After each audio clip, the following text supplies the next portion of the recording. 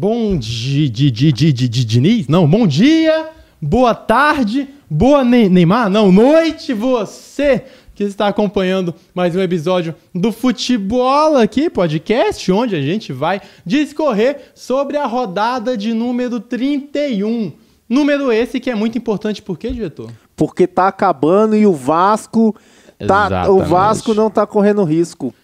Quanto tempo, né? Quanto tempo? Nossa, demais. Aí, vamos falar de Vasco, vamos falar de todos os times, inclusive do pior deles. E qual que é? O seu time é o pior desses. Então, vamos aqui nos divertir, nos deliciar, nos entrar em apavoro e desespero total, perder nossas esperanças na humanidade, depois que o nosso time de 11 jogadores é derrotado por outro time de 11 jogadores. Agora, rodando na 31ª rodada do Campeonato Brasileiro. E aqui vamos falar de um brasileiro que hoje a gente tem 3 grandes protagonistas desse Campeonato Brasileiro, porque a gente tem a grande história, que é o título está em disputa, diferente de ano passado, por exemplo, que o Botafogo ganhou antecipadamente, acho que não vai ser o caso, teremos disputa ponto a ponto, e teremos o Santos de Neymar brigando contra o rebaixamento, a baleia lutando para não se afundar. Querendo ou não, são os 3 times que você sempre está de olho, independente, porque realmente é o que move o título e o rebaixamento. No rebaixamento, eu já vou dizer que eu não acredito muito em alguma outra equipe não rebaixando, meu olho está muito realmente para a situação do Santos, mas vamos começar pelos líderes da rodada, que pegaram líderes, inclusive, porque eu cito o Cruzeiro também, que pegaram uma rodada para fazer dever de casa. Os 3 venceram. Vamos passar rapidinho pro primeiro deles, que foi o jogo entre Cruzeiro e Vitória.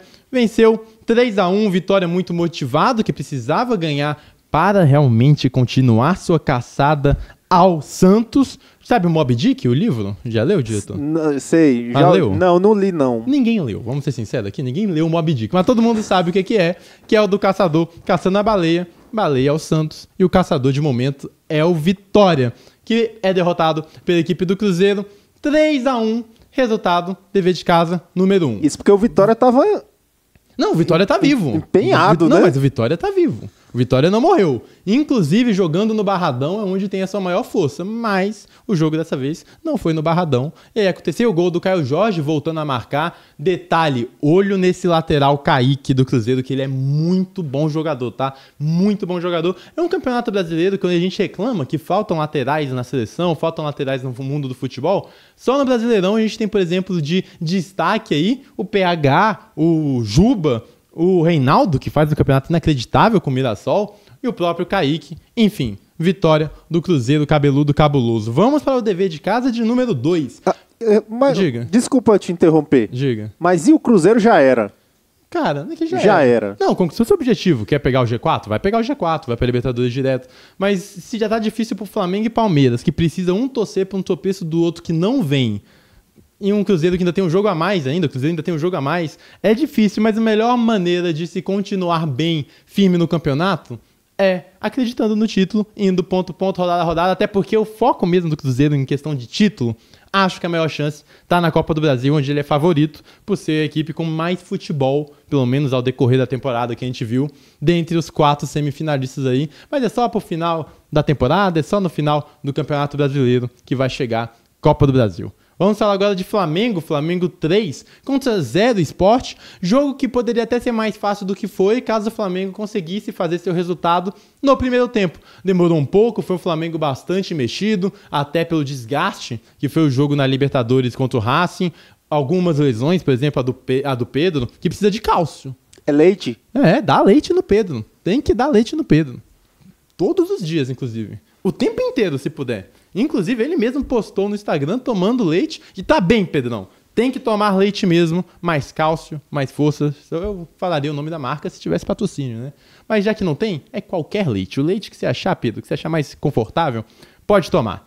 Falando aqui de Pedro e de Flamengo, a gente vai falar de um time que precisava, principalmente nessa rodada, claro, vencer, que era a obrigação, dever de casa, mas recuperar alguma confiança, retomar a confiança de alguns jogadores que estavam numa fase um pouco pior, principalmente focando nesse mês tão importante, um dos meses mais importantes da história do clube, que culminará numa grande final de Libertadores dia 29 de novembro, Contra o Palmeiras, a chance da redenção, a chance da vingança ou a chance do desespero e da perda total de todos os sentidos. Mas a gente falando de Flamengo, olhar para um jogo que o Flamengo foi muito superior ao Sport, dado o momento 20 finalizações a 0, jogou muito bem, mas o gol demorou a sair. Samu Lino não vive os melhores dos momentos, e muito por causa de confiança, falta essa palavra no Samu Lino, confiança. Ele tá em baixa, mas ele é um muito bom jogador. Eu tenho poucas dúvidas de que ele vai dar muito certo no Flamengo, mas o momento dele é de confiança baixa, então ele começou errando, demorou um pouco a amadurecer, mas quase fez um golaço no primeiro tempo,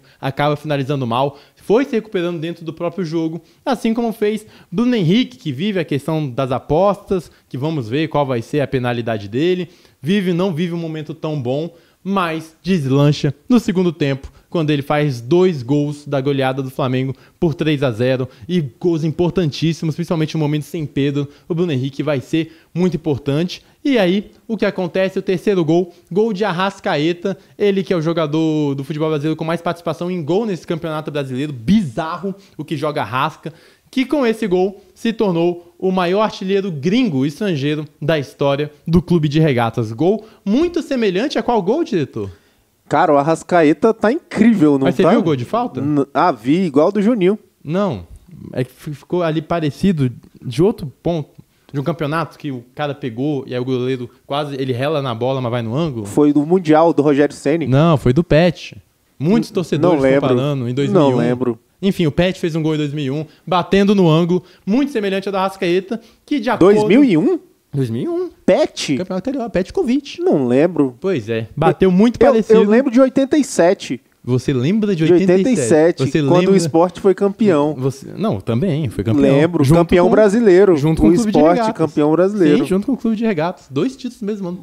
Voltando pro gol da Arrascaeta. Voltando ao gol da Arrascaeta, torna ele o maior artilheiro gringo da história do Flamengo. Um golaço. E de acordo com a superstição rubro-negrística, ele fecha o portal. O que é o portal? De acordo com a torcedor lunático do Flamengo, doente da bola, torcedor do Flamengo, quando o Flamengo faz um gol, ele abre um portal do desespero, onde as coisas ruins acontecem. E quando ele faz um outro gol de falta, ele fecha o portal. Então, teoricamente, o portal está fechado e o torcedor rubro-negro tem que torcer para não fazer nenhum gol de falta até a final. Aí, né, que abram os portais. Flamengo 3-0, outra coisa muito bom da gente destacar, é impressionante como depois de 6 anos, Bruno Henrique e Arrascaeta continuam definindo jogos importantes para a equipe do Flamengo, continuam a dar pontos. Cara, 6 anos dos mesmos caras fazendo... Cara, é uma geração histórica, a gente tem que aproveitar... A gente não, torcedores do Flamengo. Tem que aproveitar esses caras aí enquanto eles estão presentes, tem que apoiar. Bruno Henrique tem que recuperar sua melhor forma, sua autoestima, sua confiança,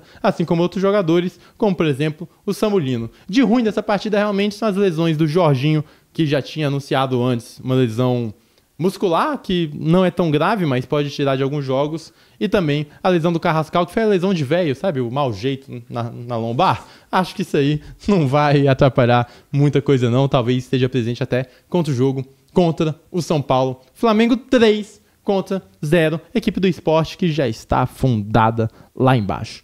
Dever de casa 3. Vamos falar do terceiro dever de casa. Juventude e Palmeiras, esse jogo era um pouco mais difícil do que o Flamengo e Sport, porque é fora de casa, o jogo é no Jacone, tem viagem, tem as temperaturas, tem o Silent Hill, tem a neblina do Jacone, e aí a gente sabe que pode acontecer, pode, né, acabar tendo algo diferente. Você gosta da fumaça do Jacone? Gosta, diretor? Não, fumaça eu tô fora. É isso fumaça mesmo não. É isso mesmo. Se bem que a fumaça argentina foi bonita. Foi bonita, é verdade. E ajudou o No time Brasil brasileiro. Não pode fazer aquilo? Como é que é? Só na Argentina que pode? Teoricamente ele tá se referindo aqui, pra quem Ou não aquela viu. a torcida brasileira é blasé, Não, tipo palminhas. Não, tanto é que a gente teve uma chuva de festa de papel picado no Internacional. Pô, mas não teve fumaça, tô falando Então, de fumaça. Ele está se referindo ao jogo da volta, Racing e Flamengo, quando tiveram muitos sinalizadores, fumaças, foguetes, mas realmente não pode. A Conmebol vai punir o Racing, a gente ainda não sabe qual vai ser a punição. A diferença desse jogo e por que a torcida argentina faz e a brasileira não, é porque a torcida argentina chegou e falou, vai punir? Então que puna, a gente vai fazer a nossa festa. A torcida brasileira ainda não teve esse despreendimento ainda, mas vai ser punido sim a torcida do Racing. Voltando ao jogo, que vai ser tema do Tá Maluco, inclusive, mas aguarde até o final do programa. Vitória também protocolar num Palmeiras, também poupando alguns jogadores, também uma escalação um pouco diferente, até porque teve que fazer um grande jogo para reverter o placar contra a LDU, 4-0 no Allianz, agora viajou pro Jacone, não podia tropeçar, também não tropeçou, bons gols de Felipe Anderson, que vem jogando muito futebol, melhor ano dele aí, melhor momento dele com a camisa do Palmeiras, chegou com muita expectativa, depois não correspondeu tanto, e até faz a gente pensar que, ok, tem que cobrar, mas tem que segurar as cobranças, o cara chegou agora, ele não tem obrigação de dar todo o retorno no momento que ele chega, tem adaptação, por melhor que o cara seja, e vale pro Felipe Anderson, vale pro Roque, vale pro Samulino, vale para muitos atletas, e o Felipe Anderson mostrando que é sim um bom jogador, muito útil, vitória do líder isolado Palmeiras, com 1 ponto na frente do vice-líder Flamengo. Quantos pontos Palmeiras? 65. 65 e o Flamengo? 64. Mesmo número de jogos? Perfeito, os dois com um a menos, os 2 jogos a menos, o do Flamengo é de novo contra o Sport, é encarar de novo o Sport, e contra o Santos, ou contra o Palmeiras, é enfrentar aí um clássico contra o Santos. Agora vamos para aquele jogo, vou dar uma palpitada aqui, mas antes vamos falar de Santos e Fortaleza. Quando a gente fala de protagonista, o protagonista que o povo precisa não é o Yuri Alberto, é a equipe do Santos, que empatou com o Fortaleza. Cara, meu fantástico. E eu vivo falando assim, não, acho que não vai cair. Não vai cair, não vai cair. Mas a situação do Santos é um pouco demais, assim, é um pouco demais. A tabela é das mais difíceis para o resto do Campeonato Brasileiro. Quer ouvir quais são as partidas, diretor? Olha, eu quero ouvir, porque o Santos virou uma novela, hein? Olha, dramática. Os próximos jogos do Santos vai pegar Palmeiras fora. Perdeu. Difícil. Flamengo fora. Perdeu. Difícil. Mirassol na Vila. Empate. Internacional no Sul. Empate. Sport na Vila. Vitória. Tá, você deu 2 empates e uma vitória. Você botou 5 pontos. Juventude e Santos no Jacone. Empate. 6 pontos. Último jogo contra o Cruzeiro na Vila. Vitória do Santos. Então você botou 9 pontos pro Santos. O Santos, com esses 9 pontos, ele ficaria com 42. Oi. E 42 não garante. Não garante. Não garante. Assim, matematicamente não garante, mas pode garantir. A gente não sabe. A gente tá fazendo Quem que é o primeiro fora do Santos? Fora da zona? É. O primeiro da zona? O Santos é o primeiro da zona? É, o 16º. E abaixo dele é o Vitória. 31. Isso, 2 pontos a menos que o Santos. Ixi. Não, é complicado.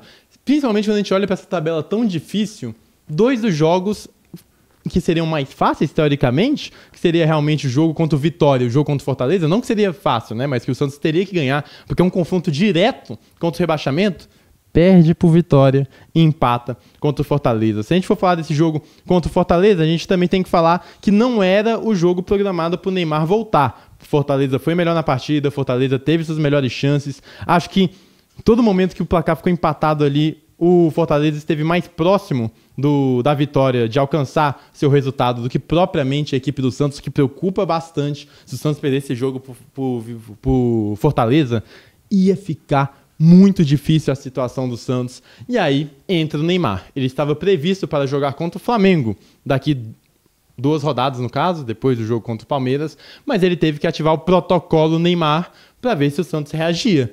Isso é complicado, né? Porque é um Neymar que não tá 100% fisicamente, o medo dele se machucar. O Santos, para escapar do rebaixamento, precisa do Neymar.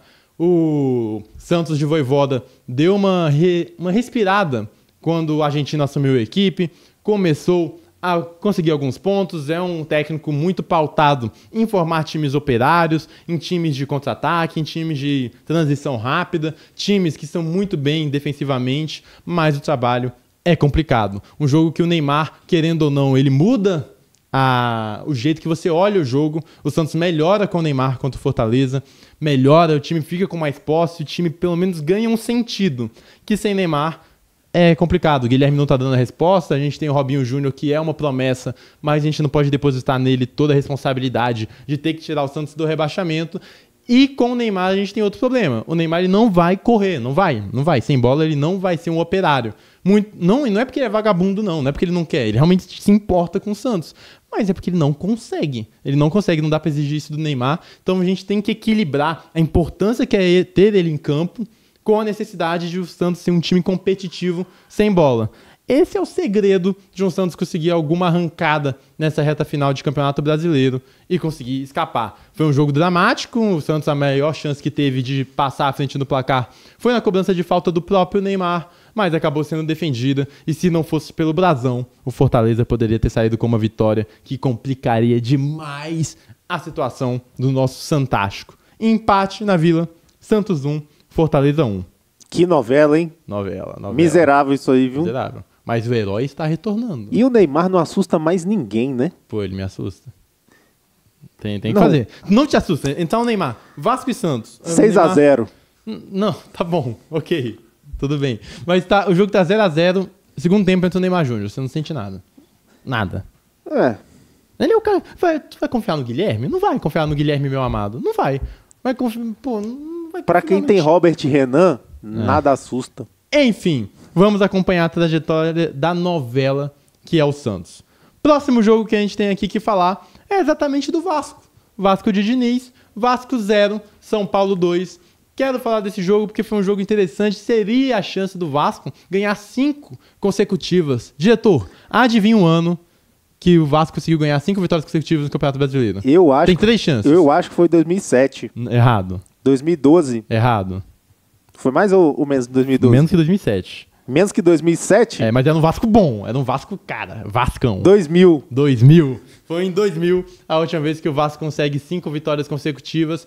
Estava na esperança de conseguir a sua 5ª, mas enfrenta um São Paulo muito bem organizado. Um São Paulo que tem aí o Lucas como boa peça do setor ofensivo e uma peça essencial para o jogo do São Paulo. Vamos começar falando do Tricolor Paulista, que sofre seu altos e baixos, mas é um time que defensivamente é constante, é um time sólido defensivamente, mas que com todas as lesões, todos os desfalques, prejudicou bastante o setor ofensivo. E o Lucas Moura é peça fundamental do São Paulo ter algum sentido ofensivo. Ele faz o jogo girar, a bola passa por ele, é outro São Paulo com o Lucas em campo e consegue seu primeiro gol exatamente com o Lucas do Tricolor Paulista, diga. Pô, aquele pênalti... Não, aquele pênalti o PH tá de sacanagem. Vai começar. Mandrake aquele pênalti, viu? Mandrake aquele pênalti, viu? Primeiro tempo, o Vasco melhor na partida. O Vasco teve chances de gol. Inclusive, o Rafael foi eleito o melhor jogador da partida. O Vasco bem no jogo. O Ryan não no seu melhor Ryan, mas ainda assim,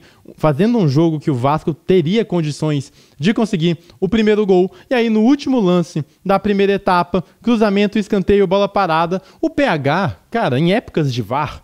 não dá pra ter esse mole de você agarrar o adversário dentro da área em escanteio. PH fez, cometeu, é pênalti, não tem o que fazer. E aí Lucas Moura na bola, goleiro para um lado, bola pro outro. 1-0 São Paulo. E aí a gente abre um outro parênteses que é pra falar do segundo tempo. Tudo que o Vasco vem conseguindo nessa grande recuperação é pelo trabalho do Diniz. O trabalho do Diniz no Vasco é muito bom, principalmente nas últimas semanas. E se o Vasco estava de conseguir a 5ª vitória consecutiva, é em grandíssima parte pelo grande trabalho que faz Fernando Diniz.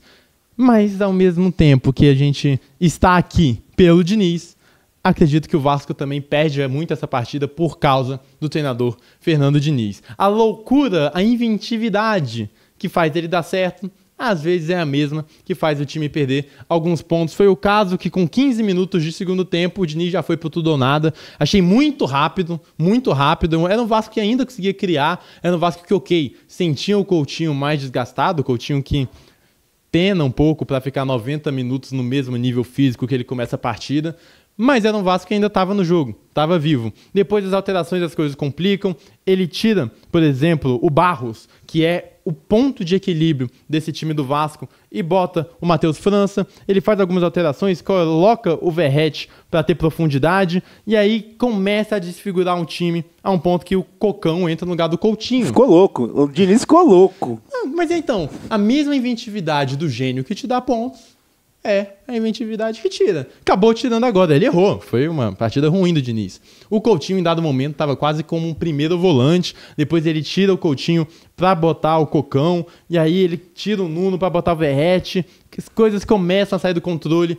Em dado momento, ainda cedo no jogo, com nem 25 bola na minutos, área estava lançando. Então, com 25 minutos de segundo tempo, o Vasco já não tinha saída de bola. O Vasco já não tinha meio campo. E apesar de ter o Verratti na área, nem botar a bola na área o Vasco conseguia. Então era um Vasco perdido, essa é a palavra, bagunçado, desorganizado, que não conseguia nem lançar uma geladeira na área, que é coisa que o Vasco do Velho Testamento, o Vasco ruim, fazia pro Verratti colocar alguma chance de gol. Teve um cabeceio que o Rafael fez uma boa defesa. São Paulo se aproveita do momento e consegue segundo gol, na minha opinião, numa falha do Léo Jardim. Maluco. Não sei nem se tudo doido, não sei nem se não dia. Dava pra ele tentar manter a bola dentro da área. Se ele saísse com aquela bola... Aí era falta. Aí é expulsão? Boa pergunta, Dito. Não, porque pelo que ele fez foi pra evitar uma expulsão, né? Boa pergunta. Na minha cabeça leiga aqui seria amarelo, mas é uma boa pergunta mesmo. Enfim. Só isso que justifica aquela maluquice, Aí, né? Ele jogou a bola pra escanteio. No escanteio cobrado, uma bagunça do Vasco também, nunca vi. Gol de FIFA, o cara fez a jogada bugadora do FIFA, você sabe qual que é. Ele pede pra tocar escanteio curto, vai pra linha de fundo o jogador que recebeu a bola, L1 quadrado, cavadinha pro gol. E foi assim que saiu o gol. E gol. Luiz Gustavo fazendo o gol, voltando de lesão, peça muito importante. O São Paulo parece que está sempre com alguém voltando de lesão. Mas uma grande partida de Arboleda, muito bom zagueiro. E uma excelente partida também do goleiro Rafael, que vem fazendo sua melhor temporada com a camisa do São Paulo. Vasco 0, São Paulo 2. Resultado de um time que foi maduro como o São Paulo para entender os momentos do jogo e conseguir ser firme e ser sólido defensivamente contra um Vasco que em dado momento se descontrolou. A torcida até ameaçou uma vaia, mas eu acho que a torcida até pensou e falou, cara, a gente ganhou 4 seguidas. Tá bom. Tá bom, né? Tá bom, né, diretor? Tá tipo bom, assim, tá bom. Não foi a derrota que mais judiou do Vasco. Não, foi ótimo. 2-0. E aquele primeiro pênalti ali, foi. Enfim, Mandrake, mas tá de boa. Vitória do São Paulo fora de casa, Vasco 0, São Paulo 2. E agora a gente vai dar aqui uma ao passant no resto da rodada pra falar, por exemplo, num jogo que Cara, eu tá maluco, não vai ser esse, mas poderia ser. Mirassol e Botafogo. E me irritou pelo lado do Botafogo. Que time apático, cara. Botafogo tá jogando o quê? Nem em recreio você tem mais vontade pra jogar. Eu nem gosto de usar esse termo, porque acho que quando a análise sai da bola pra ir pra... ele teve vontade, esse time teve mais vontade, acaba sendo um negócio muito superficial, é uma resposta muito simples, e respostas simples, geralmente, estão erradas. Mas o Botafogo não tem DNA com o Celotinho, não tem solidez, não tem uma linha de jogo, não tem uma linha de pensamento de jogo. Você não sabe como o Botafogo vai entrar pra jogar. E é um time que parece que faz esforço pra estar em campo. Fala assim, caramba, tem que jogar mais uma rodada, né? Nossa, vamos lá. E é um time que custou mais de 700 milhões só em contratação dessa temporada. Mas é uma apatia que, meu Deus do céu, a vontade de dar um tapa e falar, vamos, gente. Cara, Botafogo, pelo amor de Deus, vocês têm que fazer algo. E o time é apático, o time parece que tá satisfeitos com o momento da equipe. E o que mais me irrita é que mesmo com essa desvontade de jogar, o Botafogo ainda é o 6º colocado. É uma equipe que ainda pode oferecer, é uma equipe que tá indo pra Libertadores, pra pré, que não era o objetivo, sim, pra pré. Mas assim, vocês podem mais, o time pode mais, mas o Ancelotinho, sinceramente, acho que já bateu no teto. Não renovaria com ele para uma próxima temporada, já tem que começar o pensamento com outro técnico. E pelo jeito que tá numa morosidade que tá todo mundo ali, parece que esperando que acabe o campeonato e que nada aconteça para ir acabar. Por isso fica meu desabafo aqui, a pior partida da rodada, porque a gente teve um time que não quis jogar, foi o caso do Botafogo. Ai, mas é Mirassol, tu tá exigindo do Mirassol. Cara, tem um jogo com uma equipe que investiu 700 milhões. Outra é o Esquadrão Suicida do Mirassol, que faz milagre no Campeonato Brasileiro. E tu tá querendo botar a responsabilidade de jogo no Mirassol? Não dá. Enfim, vamos continuar da rodada tirando aqui esse desabafo. Tivemos Bahia no triunfo contra o Bragantino, 2-1, destaque para o Everton Ribeiro, voltando de cirurgia contra o câncer de tireoide. Então, palmas aí para Roberto Ribeiro, tô maluco, hein? Para Everton Ribeiro. De onde foi Roberto? Red Bull Bragantino, que também já deu o que tinha que dar. Red Bull Bragantino é outro. Cara, se tem uma instituição sem vontade, o Botafogo pelo menos é o momento. O Bragantino, se tem uma instituição sem vontade, é o Bragantino. Os caras não conseguem se mobilizar pra nada, pô. Eles são um time que merece cair. É o time do Red Bull. Todo ano a mesma coisa. Ou ele começa muito bem e fala, caraca, dá pra ser campeão. Mas aí fala, não precisa não também. Ah, mas tu vai cair. Não, vai não. Já ganhamos ponto ali. É um time, nossa, que time passivo. É um time NPC. O cara tá ali só pra encher linguiça, pô. Tá aí pra encher linguiça do campeonato. 20 últimos jogos, ganhou 4. Esse é o Red Bull Bragantino. Pô, não tem como. Cara, essa passividade me irrita demais. Enfim. Ceará 2-0 para cima do Fluminense. Teremos clássico aí, Vozão contra o Lion, próxima rodada. Corinthians vence do Grêmio. Corinthians é um time com um elenco muito bom. Acho até que é pouco cobrado pelo elenco que tem, porque apesar de todos os problemas, é um elenco muito forte, um elenco que tem capacidade para entregar mais. E, por exemplo, contra o Grêmio, entregou. Pô, você tem Memphis, Garro e Yuri Alberto. Você não pode falar que esse time é ruim. Tem condições, mas está focado na Copa do Brasil. Só que o melhor jeito de se focar é levar o Campeonato Brasileiro a sério. E pelo que investiu também, o Corinthians tem um pouco mais de obrigação de fazer mais do que está fazendo e pelo menos disputar aí fortemente uma vaga na Libertadores. Internacional e Galo, hoje eu tô irritado, diretor, porque, o Galo ficou com um jogador a menos.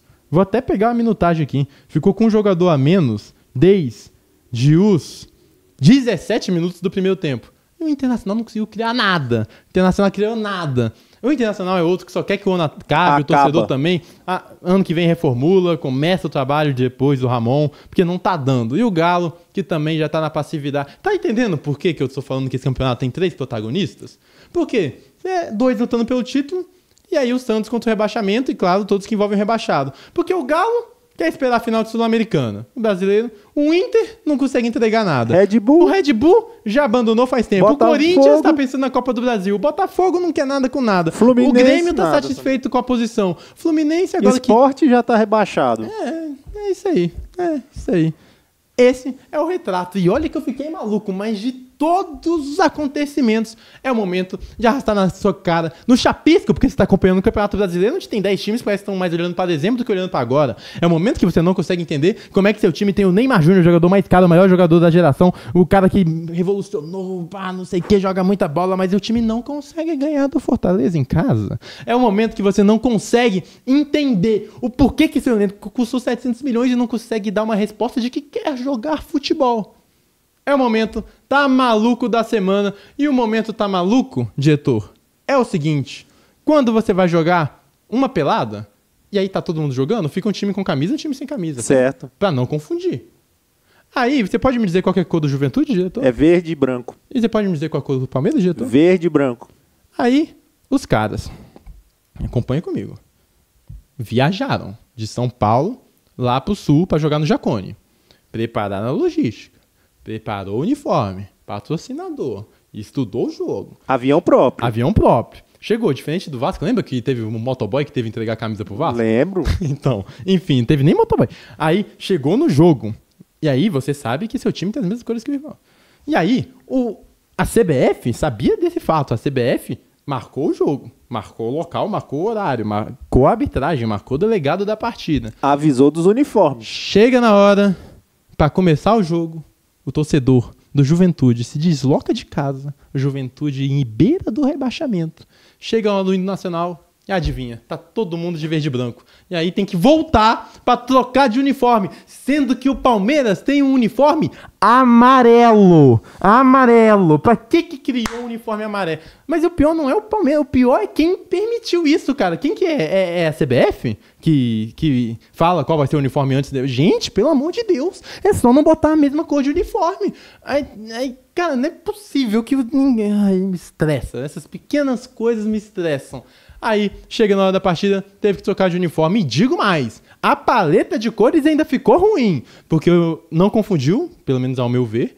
Porque o Palmeiras aí ficou todo de verde e shorts todos de verde. E o Juventude ficou com verde e branco listrado, mas estava em predominância branca. Então deu pra passar o pano. Pelo amor de Deus. CBF, fica ou tá maluco? E você? O que te irritou nessa rodada de Campeonato Brasileiro? Eu preciso tomar um chá de camomila. Isso é porque meu time venceu, tá? Enfim, é uma loucura. Fala aí, quem são os protagonistas desse Campeonato Brasileiro? O que você espera dessa reta final? Pra quem você tá torcendo? Qual foi o seu tá maluco? O que te tira do sério? E qual que é melhor? Red Bull ou Monster?